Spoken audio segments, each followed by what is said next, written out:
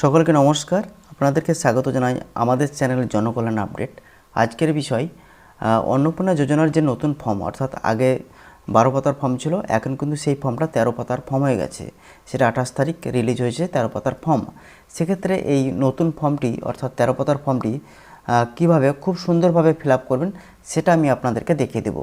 আপনারা ভিডিওটি শেষ পর্যন্ত দেখতে থাকুন, একটাও মিস করা যাবে না, সেক্ষেত্রে ভুল হয়ে যেতে পারে। তো আপনারা ভিডিওটি শেষ পর্যন্ত দেখতে থাকুন। এই হচ্ছে আপনার 13 পাতার নতুন ফর্ম অন্নপূর্ণা যোজনার। সে যাই হোক, আমরা খুব সুন্দরভাবে প্রত্যেকটা লাইন বাই লাইন, একটা লাইন আমি স্কিপ করব না, আপনারা ভিডিওটি শেষ পর্যন্ত দেখতে থাকুন খুব সুন্দরভাবে। আশা করছি এই ভিডিওটা দেখার পরে আপনাকে কোনো ভিডিও দেখার প্রয়োজন হবে না। আচ্ছা, অন্নপূর্ণা যোজনা পারিবারিক তথ্য সংগ্রহের ফর্ম। প্রতিটি বিভাগে টিক বা চেকবক্সের বিকল্প এবং নির্দেশাবলী রয়েছে। প্রতিটি চেকবক্স ও ক্ষেত্র পরিষ্কারভাবে চিহ্নিত করা হয়েছে। আবেদনকারী এবং যাচাইকারী কর্মকর্তাদের জন্য প্রয়োজনীয় নির্দেশাবলী প্রদান করা হয়েছে।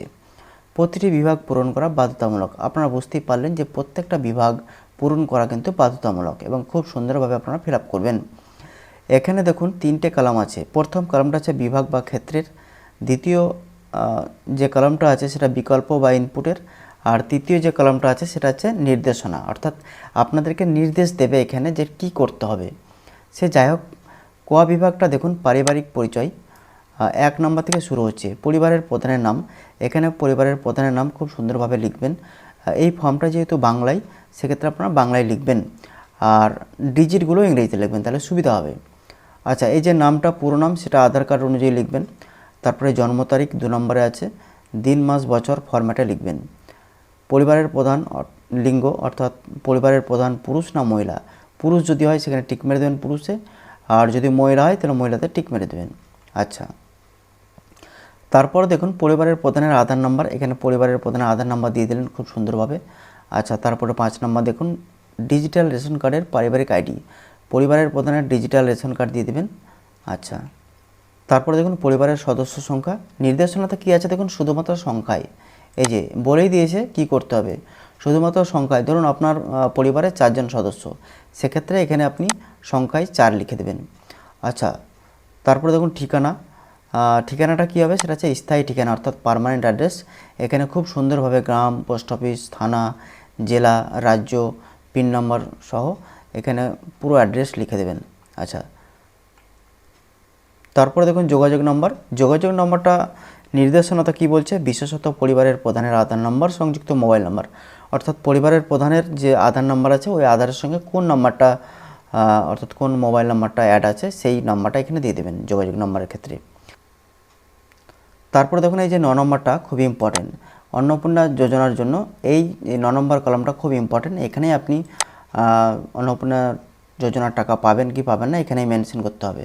সে যাই হোক, দেখুন নাম, জন্ম তারিখ, লিঙ্গ, পরিবারের প্রধানের সঙ্গে সম্পর্ক, আধার নাম্বার, পরিবারের সকল সদস্যের এই যে তথ্যগুলি, নাম, জন্ম তারিখ, লিঙ্গ, পরিবারের প্রধানের সঙ্গে সম্পর্ক, আধার নাম্বার, সমস্ত সদস্য দিতে হবে। সেক্ষেত্রে আপনারা এই জায়গাটুকু খুব সুন্দরভাবে দেখুন। যে জায়গাটা কনফিউজ সেই জায়গাটা আমি বারবার বলবো। আচ্ছা, পরিবারের প্রধান অর্থাৎ হেড অফ ফ্যামিলি, এখানে নামটা দিয়ে দেবেন পরিবারের প্রধানের। আচ্ছা, তারপরে সদস্য 1, পরিবারের প্রধানের নাম তো এখানে দিয়ে দিলেন, পরিবারের প্রধান বাদে অন্য সদস্যের নাম দিয়ে দেবেন। মনে করুন পরিবারের প্রধান একজন স্বামী, সেক্ষেত্রে সদস্য 1-এ তার স্ত্রীর নাম দিয়ে দেবেন, স্ত্রীর জন্ম তারিখ দিয়ে দেবেন, তারপরে লিঙ্গ দিয়ে দেবেন, অর্থাৎ ফিমেল না মেল।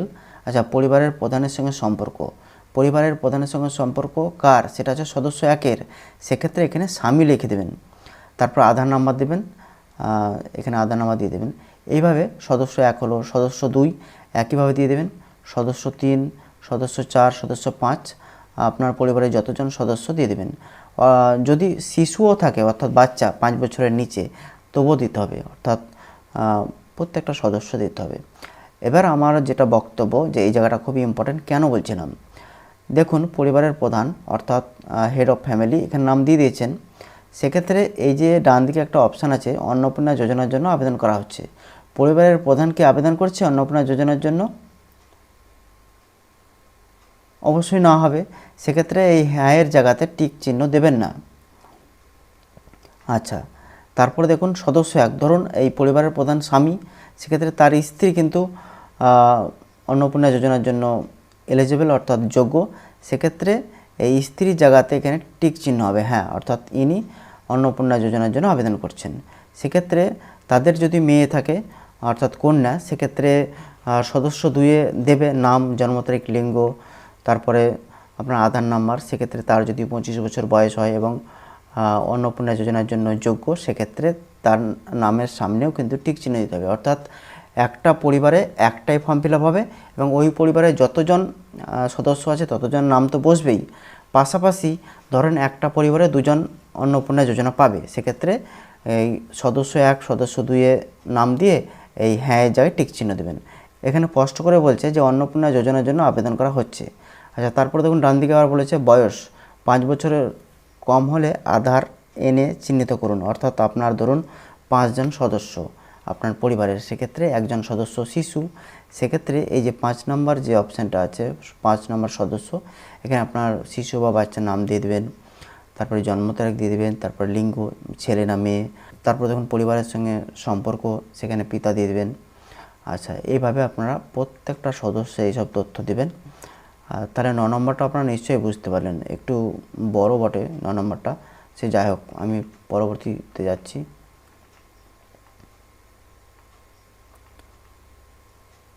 তারপরে দেখুন পরিবারের প্রধান পরিবারের সকল প্রাপ্তবয়স্ক সদস্যের ব্যাংক অ্যাকাউন্ট নগদ অর্থ স্থানান্তরের জন্য।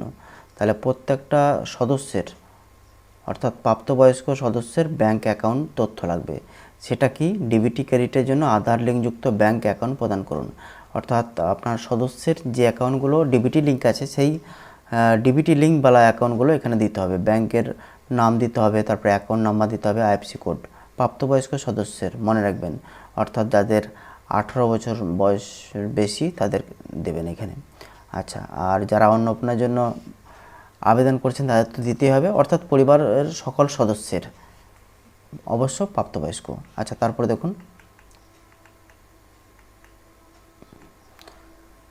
দেখুন এপিক হেড অফ ফ্যামিলি এবং সকল প্রাপ্তবয়স্ক সদস্য, অর্থাৎ হেড অফ ফ্যামিলি অর্থাৎ পরিবারের প্রধান প্লাস অন্যান্য প্রাপ্তবয়স্ক সদস্যের এই অংশগুলি ফিল আপ করতে হবে। Head of family epic number দিতে হবে, অর্থাৎ পরিবারের প্রধানের নাম, পরিবারের প্রধানের যে এপিক নাম্বার দেবেন, তারপরে বিধানসভা ক্ষেত্র ও অংশ নাম্বার, এখানে আপনি বিধানসভার নাম্বার দিলেন, তারপরে আপনার অংশ নাম্বার দেন অর্থাৎ পার্ট নাম্বার। প্রত্যেকের একই হবে, অসুবিধা নেই। সদস্য 1, সদস্য 2, সদস্য 3, সদস্য 4, 5।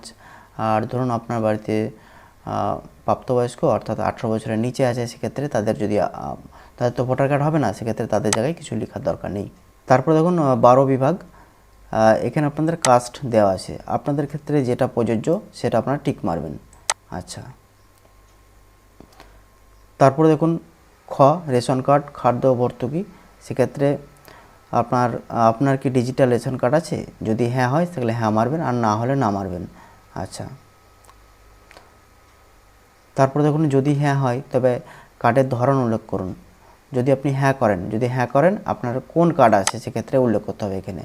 আর যদি না করেন সেক্ষেত্রে কোনোটাই এটা করার দরকার নেই। সেক্ষেত্রে দেখুন হ্যাঁ করলেন, ধরুন বেশিরভাগ লোকেরই রেশন কার্ড আছে, সেক্ষেত্রে আপনার কোন ধরনের রেশন কার্ড আছে, WY, PWH, SPWH, সেক্ষেত্রে যেটা হবে সেটা টিক মারবেন। আচ্ছা, তারপরে দেখুন পরিবারটি রেশন দোকান থেকে মাসিক রেশন তুলছে কিনা, অর্থাৎ আপনার পরিবারটি রেশন মাসে তোলে, মানে প্রত্যেক মাসে তুলে কিনা। যদি তোলে সেক্ষেত্রে হ্যাঁ দেবেন, হ্যাঁতে টিক মেরে দেবেন, আর যদি না তোলেন সেক্ষেত্রে না দেবেন। আশা করছি সবাই তোলেন আর কি। আচ্ছা, দেখুন তারপরে সম্পদ, আচ্ছা গোয়া বিভাগ, বাড়ির ধরন, আপনার বাড়িতে কি 3 বা তার বেশি পাকা ঘর আছে, অর্থাৎ আপনার বাড়িতে 3টি রুম আছে, সেটাই জিজ্ঞেস করছি। যদি হ্যাঁ হয়তো হ্যাঁ মারবেন, আর না হয়তো না মারবেন। তবে এই জায়গাটা কিন্তু সাবধানে একটু ব্যবহার করবেন, তার কারণ বুঝতেই পারছেন। আচ্ছা, পারিবারিক জমির মালিকানা, আপনার পরিবারে যদি কারো নামে জমি থাকে সেক্ষেত্রে হ্যাঁ দেবেন, আর না থাকলে না দেবেন। দেখুন নির্দেশনাতে কি বলছে, রেজিস্ট্রেশন নথি, মিউটেশন কপি এবং ROR হাল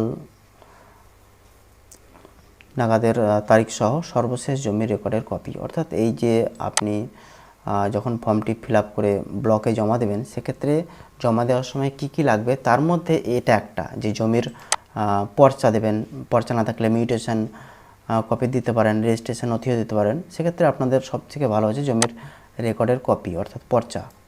আচ্ছা আচ্ছা সে যাই হোক। তারপরে দেখুন পরিবারের সকল সদস্যের মোট জমি পরিমাণ শতকে। আপনাদের পরিবারের মোট কত শতক জমি আছে সেক্ষেত্রে এখানে দিয়ে দেবেন। আচ্ছা, তার নির্দেশনাতে কী বলছে দেখুন, রেজিস্ট্রেশন নথি, সর্বশেষ ROR জমির নথি। আচ্ছা, আপনাদেরকে বলি, আমি শেষে বলে দেবো যে আপনাদের জিস্ট মানে কী ডকুমেন্ট লাগবে। সেক্ষেত্রে অনেক ডকুমেন্ট লাগবে, কিন্তু আপনারা ভিডিওটি শেষ পর্যন্ত দেখুন, তাহলে বুঝতে পারবেন কী নথি লাগবে। অনেক নথি লাগবে, সে যাই হোক। তারপরে 4 নম্বর দেখুন, যানবাহন আপনি বা পরিবারের কোনো সদস্য কি অবাণিজ্যিক মোটর চালিত 4 চাকার গাড়ি আছে? সেক্ষেত্রে হ্যাঁ হলে হ্যাঁ, আর না হলে না। যদি হ্যাঁ করেন তাহলে গাড়ির কিছু তথ্য লাগবে, ধরুন গাড়ির সংখ্যা লাগবে, গাড়ির নাম্বার, গাড়ির রেজিস্ট্রেশন নাম্বার। তারপরে যদি ধরুন গাড়ি, জিপ, ট্রাক্টর অন্তর্ভুক্ত করুন। যদি হ্যাঁ হয় তাহলে মডেল লাগবে এখানে। আচ্ছা, তারপরে দেখুন পরিবার ভিত্তিক সদস্যদের স্বাস্থ্য বিমা আছে কি নাই। যদি থাকে সেক্ষেত্রে হ্যাঁ মারবেন, আর হ্যাঁ দিলে কিন্তু এই জায়গাটা ফিল আপ করতে হবে। কি বলছে দেখুন, যদি হ্যাঁ হয় তবে সরকারি বা বেসরকারি বিমার অঙ্ক বা প্রিমিয়ামের বিবরণ সহ উল্লেখ করুন। আর যদি আপনার স্বাস্থ্য বিমা না থাকে তাহলে নাতে টিক চিহ্ন দেবেন। নাতে টিক চিহ্ন দিলে এই নিচেকার অংশগুলি ফিল আপ করতে হবে না। সে যাই হোক, পরিবারের যদি কোনো সদস্যের থাকে সেক্ষেত্রে পার্টিকুলার সদস্য 1 না 2-এর না 3-এর না 4-এর আছে, সেক্ষেত্রে আপনারা এখানে টিক মারবেন, অসুবিধা নেই। ধরুন সদস্য 1-এর সরকারি বা বেসরকারি, ধরুন বেসরকারিতে স্বাস্থ্য বিমা আছে, সেক্ষেত্রে এখানে টিক মেরে দেবেন।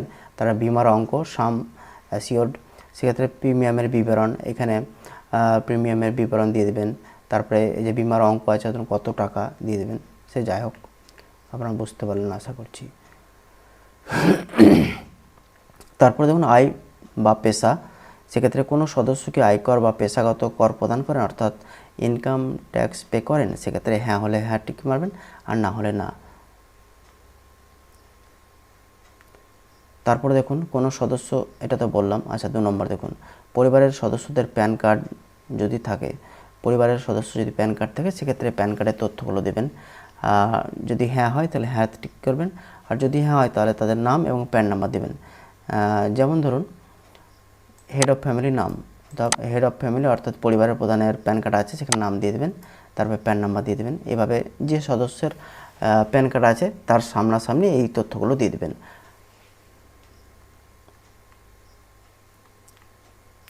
তারপর দেখুন কর্মসংস্থানের ধরন, অর্থাৎ পরিবারের প্রধান হেড অফ ফ্যামিলি কী পেশার সঙ্গে যুক্ত, সরকারি ক্ষেত্রে চাকরি করে বা বেসরকারিতে চাকরি করে, বা উদ্যোক্তা, ব্যবসায়ী, মালিক, বা পার্ট টাইম জব করে, সেক্ষেত্রে যেটা প্রযোজ্য হবে। এইটা বেশিরভাগই তো পশ্চিমবঙ্গের কৃষিজীবী মানুষ, সেক্ষেত্রে এই যে অংশটা অসংগঠিত ক্ষেত্রে স্বনিযুক্ত কারিগর, শিল্পী, কৃষক, সেক্ষেত্রে এখানে টিক করবেন।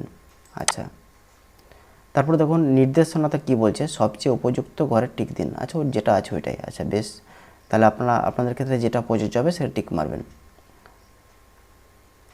এই অংশটা গেল পরিবারের প্রধানের। সেক্ষেত্রে প্রত্যেক সদস্যের ক্ষেত্রেও একই, সদস্য 1-এর ক্ষেত্রে কী কাজ করে সেটাও দিতে হবে।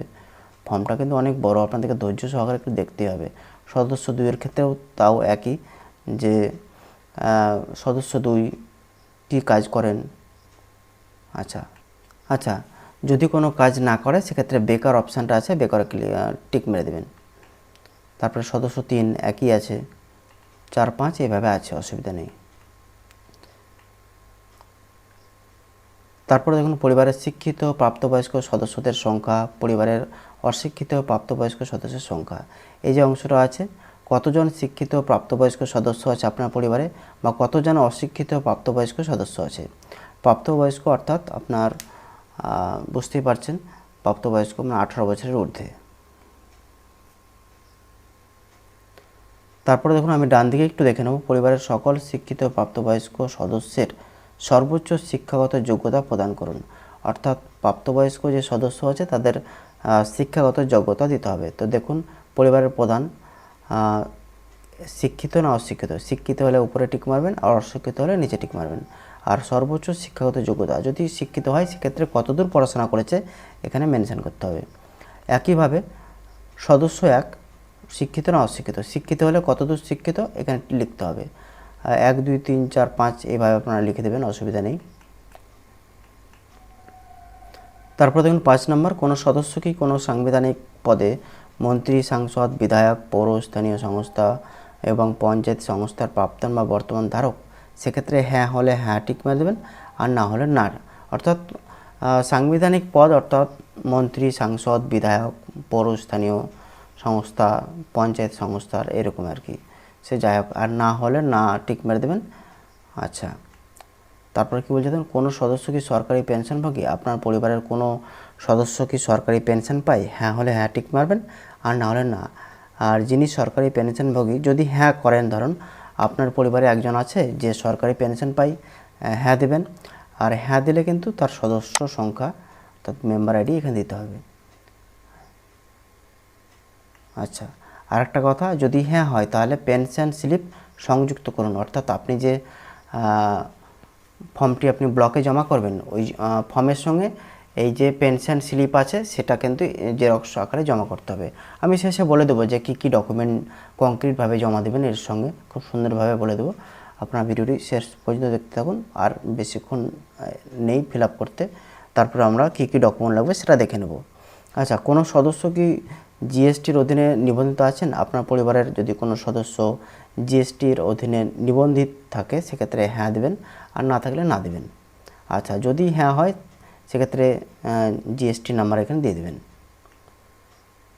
তারপর 8 নম্বর দেখুন, পরিবারের মোট বার্ষিক আয়, এখানে মোট আয় দিয়ে দেবেন। আচ্ছা, অর্থাৎ অঙ্কে অর্থাৎ সংখ্যাতে দিয়ে দেবেন। হয়তো পরিবারের মোট বার্ষিক আয় 60,000 যদি হয় সেক্ষেত্রে 60,000 টাকা লিখে দেবেন এখানে, বা আপনাদের ক্ষেত্রে পারিবারিক আয় যত হবে এক বছরে। তারপরে দেখুন অন্যান্য পরিচয় নথি কি বলছে, CAA আবেদনের বর্তমান অবস্থা যদি থাকে, অর্থাৎ আপনার এসআইআরে যদি কোনো রকম গণ্ডগোল থেকে থাকে বা থেকে ছিল, সেক্ষেত্রে আপনি CAA-তে আবেদন করেছেন সেটাই বলতে চাইছে। তো তারপর কি বলছে দেখুন, পরিবারের প্রধান অর্থাৎ হেড অফ ফ্যামিলি প্রযোজ্য নয়, আবেদন করা হয়েছে যদি হ্যাঁ হয় আবেদন নম্বর, অর্থাৎ আপনার এসআইআরে প্রবলেম ছিল সেক্ষেত্রে CAA আবেদন করেছেন। এই অবস্থায় যদি করে থাকেন তাহলে আপনি আবেদন করা হয়েছে এখানে টিক মারবেন, আর হ্যাঁ হয় তাহলে আবেদন নম্বর এখানে দিতে হবে। আচ্ছা, আর যদি আপনি ধরুন ফ্রেশ কোনো কিছু করেন, আপনার এসআইআরে কোনো প্রবলেম হয়নি, CAA-তে আবেদন করেননি, সেক্ষেত্রে প্রযোজ্য নয় এখানে টিক মারবেন। এটা আপনার পরিবারের প্রধানের অংশটা গেল। তারপরে দেখুন সদস্য 1-এর ক্ষেত্রে একই, সদস্য 1 যে আছে, অর্থাৎ আমি তো আগেই বলেছি যে পরিবারের প্রধান ধরুন একজন স্বামী, সেক্ষেত্রে সদস্য 1 তার স্ত্রীর কি এসআইআরে গণ্ডগোল ছিল বা CAA-তে আবেদন করেছে, যদি আবেদন না করে থাকে সেক্ষেত্রে প্রযোজ্য নয় এই অংশে ক্লিক করবেন বা টিক চিহ্ন দেবেন। সদস্য 2 3 4 5 অনুরূপভাবে একইভাবে করতে হবে। আচ্ছা, আমরা চলে যাব দেখুন 2 নম্বরে অন্যান্য কিষাণ ক্রেডিট কার্ড অর্থাৎ KCC, কিষাণ ক্রেডিট কার্ড, ARD, শিল্পী ক্রেডিট কার্ড, তারপরে মৎস্যজীবী ক্রেডিট কার্ড, তারপরে শিক্ষার্থী ক্রেডিট কার্ড ইত্যাদি। এগুলোর মধ্যে কোন কার্ডটি আপনার পরিবারের প্রধানের আছে বা সদস্য 1-এর আছে বা সদস্য 2-এর আছে, সদস্য 3-এর আছে, এখানে কিন্তু ইনপুট করতে হবে। তারপরে দেখুন ডান দিকে বলছে প্রদানকারী কর্তৃপক্ষের বিবরণ দিন। আচ্ছা, যে প্রদান করেছে, অর্থাৎ ধরুন আপনি যেমন ধরুন মৎস্যজীবী ক্রেডিট কার্ড MJCC, সেক্ষেত্রে এই কর্তৃপক্ষ হচ্ছে মৎস্যজীবী ক্রেডিট কার্ড মৎস্য দপ্তর, এটা হচ্ছে কর্তৃপক্ষ, মৎস্য দপ্তরের বিবরণ দিতে হবে। সেক্ষেত্রে মৎস্য দপ্তর থেকে আপনি যে কার্ডটি পেয়েছেন অর্থাৎ মৎস্যজীবী ক্রেডিট কার্ড সেটাই বিবরণ দিয়ে দেবেন। আচ্ছা, সে যাই হোক, আবার বলি পরিবারের প্রধানের যে আপনার আছে আইডি কার্ডটা, সেটার নাম্বার দিয়ে দেবেন বা আইডির সংখ্যা দিয়ে দেবেন, তারপরে যে তারিখে ইস্যু করা হয়েছে সেটা দিয়ে দেবেন, আর যদি না থাকে তাহলে না দেবেন, চাপ নেই। এভাবে প্রত্যেক সদস্যের দিয়ে দেবেন তথ্য। তারপরে দেখুন যদি এসআইআর 2026-এর নাম বাদ পড়ে থাকে তবে মামলাটি ট্রাইব্যুনালে বিচারাধীন কিনা। যদি ধরুন আপনার এসআইআরে 2026 সালের এসআইআরের গণ্ডগোল ছিল, সেক্ষেত্রে আপনি নাম বাদ পড়ে গেছিলো, সেক্ষেত্রে আপনি ট্রাইব্যুনালে বিচারাধীন আবেদন করেছিলেন, সেক্ষেত্রে ট্রাইব্যুনালে বিচারাধীন আছে কি না। যদি সেক্ষেত্রে আপনার কোনো কিছু সমস্যা না থাকে এইসব ব্যাপারে, সেক্ষেত্রে প্রযোজ্য নয় বলে দেবেন। আর যদি ধরুন আপনি মামলাটি ট্রাইব্যুনালে আপনি আবেদন করেছিলেন, সেক্ষেত্রে আপনার এখনও বিচারাধীন আছে যদি থাকে তাহলে হ্যাঁ দেবেন, আর যদি হ্যাঁ হয় তাহলে মামলার বিবরণ দিয়ে দেবেন। আচ্ছা, আর যদি না হয় সেখানে না টিক মেরে দেবেন। এইভাবে প্রত্যেকটা সদস্যের কিন্তু দিয়ে দেবেন। এটা উপরের অংশটা কিন্তু পরিবারের প্রধান। তারপরে দেখুন সদস্য 1-এর এই জায়গাটা, তারপরে সদস্য 2, 3, 4, 5 এইভাবে আছে। তারপর দেখুন সামাজিক মর্যাদা এবং নির্ভরশীল ব্যক্তিগণ, বিদ্যালয়ে অধ্যয়নরত পরিবারের সকল শিশুর বিবরণ। অর্থাৎ আপনার পরিবারের যদি ধরুন শিশু থাকে সেক্ষেত্রে দিয়ে দেবেন, অসুবিধা নেই। সদস্য নম্বরটা ইম্পর্টেন্ট। সদস্য নম্বরটা কী লিখবেন? আপনার মনে পড়ছে প্রথমে যে আপনি সদস্য নম্বর লিখেছিলেন 1, 2, 3, 4, 5, অর্থাৎ ধরুন আপনি 5 নম্বরে শিশু নাম লিখেছিলেন, সেক্ষেত্রে সদস্য নাম্বার কিন্তু 5 দিবেন। আচ্ছা, শিশু সদস্য 1, শিশুর নাম দেবেন এখানে, শিশু কোন শ্রেণীতে পড়ে, কোন বিদ্যালয়ে পড়ে দিয়ে দেবেন, এবং কোন। তারপর দেখুন ধরন, অর্থাৎ এই যে নিচের অপশানগুলো আছে, যে সরকারি না বেসরকারি না মাদ্রাসাতে না অন্যান্য, যেখানে আপনার শিশু পড়ে সেখানে টিক মেরে দেবেন। অর্থাৎ যদি সরকারি স্কুলে পড়ে তাহলে এই সরকারি জায়গাতে টিক মেরে দেবেন। আচ্ছা, সেক্ষেত্রে সদস্য নম্বর, তারপরে শিশু সদস্য, আপনার বাড়িতে যদি 1-এর অধিক শিশু থাকে সেক্ষেত্রে শিশু সদস্য 2 এভাবে দেবেন, আর যদি একটা থাকলে একটা দেবেন। বেশ, এইগুলো ফিল আপ একইভাবে একই জিনিস। আচ্ছা, তার জন্য আমি রিপিট করছি না। তারপরে দেখুন শিশুদের টিকাকরণের বর্তমান অবস্থা, টিকার তথ্য চাইছে এখানে। শিশু সদস্য সংখ্যা 1, টিকা হয়েছে কিনা, যদি হ্যাঁ হয় তাহলে টিক মেরে দেবেন এখানে। যদি হ্যাঁ হয় তাহলে টিকাকরণ কার্ড আইডি, আর যদি না হয় তাহলে শেষ টিকা নেওয়ার তারিখ। আচ্ছা, তো আপনার যদি হ্যাঁ হয় সেক্ষেত্রে এই তথ্যগুলো কিন্তু দিতে হবে। একইভাবে আপনার পরিবারে যদি 2জন শিশু সদস্য থাকে সেক্ষেত্রে এটা প্রথমটার এটা, আর তারপর এটা দ্বিতীয়টার। তারপরে দেখুন 6 বিভাগ, যে সরকারি প্রকল্পের আওতায় সুবিধা। 1 নম্বর, আপনি কি কোনো সরকারি প্রকল্পের সুবিধা ডিবিটি এর মাধ্যমে পাচ্ছেন? এটা কিন্তু পরিবারের প্রধানের ব্যাপারে জিজ্ঞেস করছে। পরিবারের প্রধান যদি কোনো প্রকল্পের টাকা পায় ডিবিটির মাধ্যমে সেক্ষেত্রে হ্যাঁ দেবেন, আর যদি না পায় তাহলে না দেবেন। না দিলে এই যে নিচের অংশগুলি ফিল আপ করার দরকার নেই। আর যদি হ্যাঁ দেন তাহলে অনেক কিছু ফিল আপ করতে হবে। কি বলছে দেখুন, যদি হ্যাঁ হয় তবে প্রকল্পের নাম উল্লেখ করুন। এখানে প্রকল্পের নাম দিতে হবে। আপনি কি এই প্রকল্প থেকে নিজেকে প্রত্যাহার করতে চান? তার উপরে অংশটা আছে। আচ্ছা, এখানে কিন্তু প্রকল্পের নাম, তো কোনো প্রকল্পের টাকা পাচ্ছেন ডিবিটির মাধ্যমে, প্রকল্পের নাম দেবেন এখানে। আর এখানে প্রত্যাহার করতে চান যদি হ্যাঁ দেন তো এখানে হ্যাঁ টিক মারবেন, এভাবে দেওয়া আছে। আর তবে যদি আপনি এখানে না দেন সেক্ষেত্রে কোনো কিছু দেওয়ার দরকার নেই। এটা কিন্তু যে অংশটা বললাম পরিবারের প্রধানের জন্য। একইভাবে কিন্তু সদস্য 1-এর ক্ষেত্রে আছে। সদস্য 1 পায় কি না, যদি পায় তো টিক মেরে দেবেন, আর যদি না পায় তো নাতে টিক মারবেন। নাতে টিক মারলে নিচেকারগুলো মানে ফিল আপ করার দরকার নেই। এভাবে সদস্য 2, সদস্য 3 বেশিরভাগ না হবে। আচ্ছা, সে যাই হোক, এইভাবে প্রত্যেক সদস্যের বিবরণ কিন্তু করতে হবে, ফিল আপ করতে হবে। তারপর দেখুন বাদ দেওয়া হলে কারণ অফিসার কর্তৃক পূরণীয়।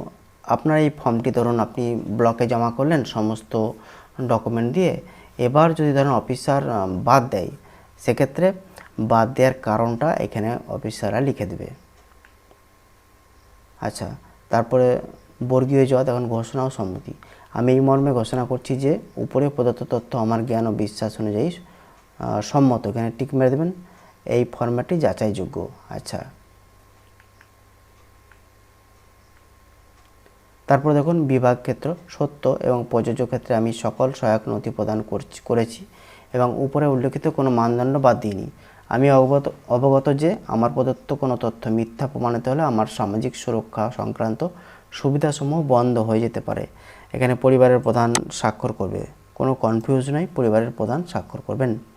আচ্ছা, তারপরে দেখুন দ্রষ্টব্য, পরিবার বলতে এমন একদল ব্যক্তিকে বোঝায় যারা সাধারণত একসঙ্গে বসবাস করেন এবং একই রান্নাঘর থেকে খাবার গ্রহণ করে।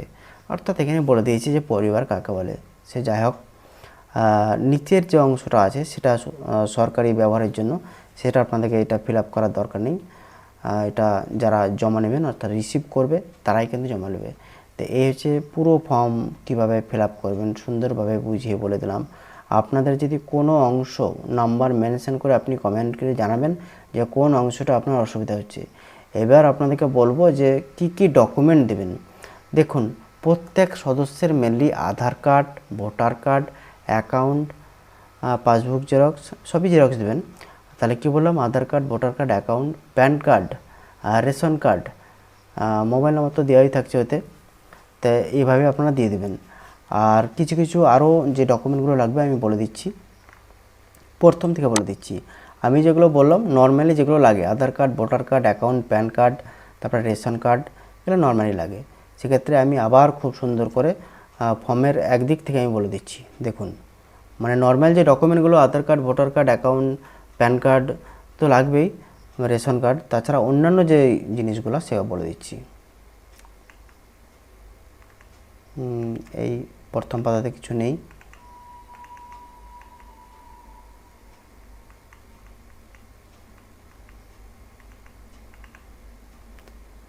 আচ্ছা দেখুন, এই যে শংসাপত্র, অর্থাৎ আপনি যদি কোনো কাস্টের মধ্যে বিলং করেন, সেক্ষেত্রে আপনার যদি এসসি, এসটি বা ইডাব্লিউএস মধ্যে পড়েন, সেক্ষেত্রে আপনাদেরকে কিন্তু এই সার্টিফিকেট যে শংসাপত্র সেটা আপনাদেরকে দিতে হবে জেরক্স আকারে। তাহলে 1 নম্বর হলো নর্মাল যেগুলো গেল, আধার কার্ড, ভোটার কার্ড, ঠিক আছে। এগুলো হচ্ছে এক্সট্রা, যেমন ধরুন আপনার কাস্ট সার্টিফিকেট, বেশ কাস্ট সার্টিফিকেট হয়ে গেল।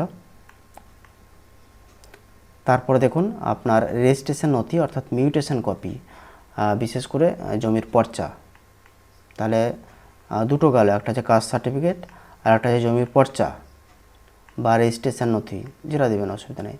তারপরে দেখুন রেজিস্ট্রেশন এটা বললাম।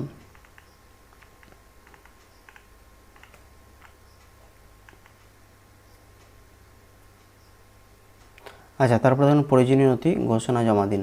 আচ্ছা, ওই যে কর্মসংস্থান অর্থাৎ পরিবারের প্রধান কী কাজের সঙ্গে যুক্ত, সেক্ষেত্রে সরকারি বা বেসরকারি যদি কোনো কাজের সঙ্গে যুক্ত হয়, সেক্ষেত্রে প্রয়োজনীয় নথি দিতে হবে।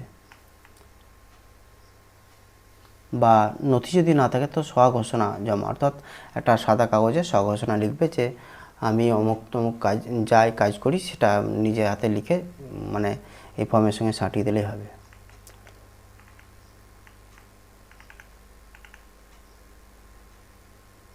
আচ্ছা, পরিবারের সকল শিক্ষাগত প্রাপ্তবয়স্ক সদস্যের সর্বোচ্চ শিক্ষাগত যোগ্যতা প্রদান করুন। আপনি কিন্তু পরিবারের যে সদস্যগুলো অর্থাৎ মাধ্যমিক পাস কি উচ্চ মাধ্যমিক পাস, সেক্ষেত্রে একটা করে সার্টিফিকেট দিয়ে দেবেন সর্বোচ্চ যোগ্যতার। সব দেওয়ার দরকার নেই, ধরুন লাস্ট বিএ পাস, সেক্ষেত্রে বিএ পাসের সার্টিফিকেটটা দিয়ে দেবেন।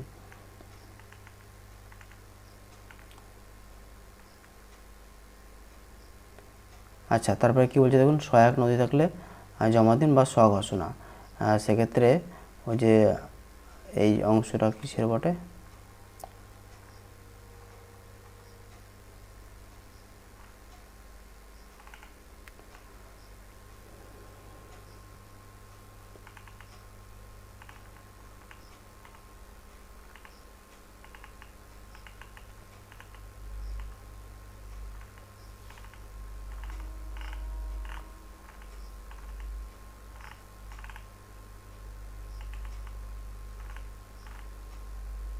তো এই ছিল আজকের এই ফর্ম ফিল আপ। আমি খুব সুন্দরভাবে প্রথম থেকে শেষ পর্যন্ত অর্থাৎ 13 পাতার ফর্মটি খুব সুন্দরভাবে ফিল আপ করে দিলাম।